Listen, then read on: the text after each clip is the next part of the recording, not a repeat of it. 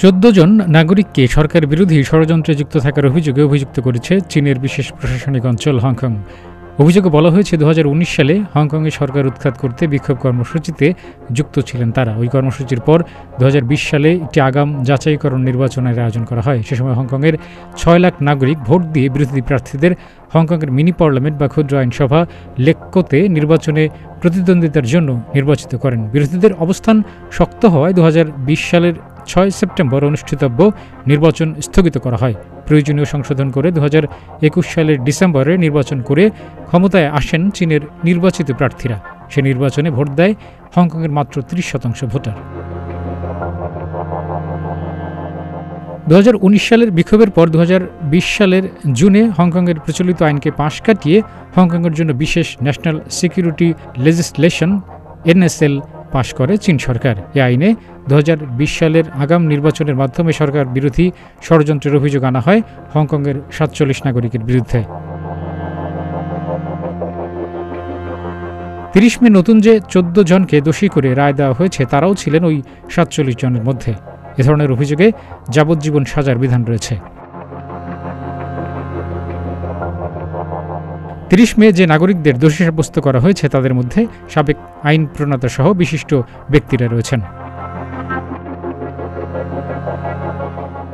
2021 সালের জানুয়ারিতে গ্রেপ্তার হওয়ার পর থেকে এসব বিরোধীদের বেশিরভাগই কারাগারে বন্দী আছেন। 2023 সালে বিচার কাজ শুরু হলেও এর আগে তাদের জামিনও মঞ্জুর করা হয়নি। প্রথম জামিন শুনানির মেয়াদও 4 দিন দীর্ঘায়িত করা হয়। হংকং সরকারের নির্ধারিত 3 জন বিচারক NSL এর বিচার কাজ পরিচালনা করে থাকেন।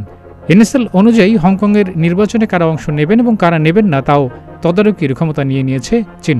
এক আন্দোলনকারী জানিয়েছেন NSL ভঙ্গের দায়ে তাকে অভিযুক্ত করা হয়েছিল, যে কারণে তিনি হংকং থেকে পালিয়ে গিয়ে যুক্তরাজ্যে রাজনৈতিক আশ্রয় নেন। যে কারণে এই মামলাটি আলোচনায় আসে তা হচ্ছে চীনের অধীনে কেমন আছে হংকংবাসীর স্বাধীনতা।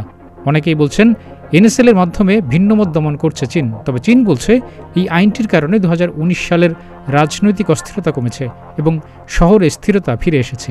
এই আইনে এখন পর্যন্ত 300 জনের মতো নাগরিককে গ্রেপ্তার করা হয়েছে। বিশ্বের সবচেয়ে ঘনবসতিপূর্ণ এলাকার একটি হংকং। 1839 থেকে 1842 সাল পর্যন্ত চীনের কিং রাজবংশের সঙ্গে যুদ্ধ হয় ব্রিটিশ সাম্রাজ্যের। যুদ্ধে ব্রিটিশদের কাছে হেরে কিংদের হাতছাড়া হয় হংকং। এরপর থেকেই হংকং ব্রিটিশ সাম্রাজ্যের অধীনে পরিচালিত হয়েছে। 1997 সালে চীনের কাছে হংকংকে ফিরিয়ে দেয় ব্রিটেন। বর্তমানে হংকংয়ের নিজস্ব শাসন ব্যবস্থা এবং অর্থনৈতিক কাঠামো রয়েছে, যা চীনের এক রাষ্ট্র দুই নীতির আওতায় পরিচালিত। হংকংয়ের শাসন ব্যবস্থার সর্বোচ্চ কাঠামো বা হংকং গভর্নমেন্টের প্রধান হিসেবে দায়িত্ব পালন করেন একজন প্রধান নির্বাহী কর্মকর্তা, যিনি পিপলস রিপাবলিক অব চীনের স্টেট কাউন্সিল থেকে নিয়োগপ্রাপ্ত হন। প্রধান নির্বাহী কর্মকর্তা নির্বাচনের জন্য 1500 সদস্যের একটি বাছাই কমিটি রয়েছে হংকংয়ের। প্রধান নির্বাহীর অধীনে সচিবালয় সহ অন্যান্য গুরুত্বপূর্ণ কাঠামো পরিচালিত হয়। হংকং বিশ্বের 4র্থ আর্থিক কাঠামো, 9ম বৃহত্তম রপ্তানিকারক এবং 8ম বৃহত্তম আমদানিকারক।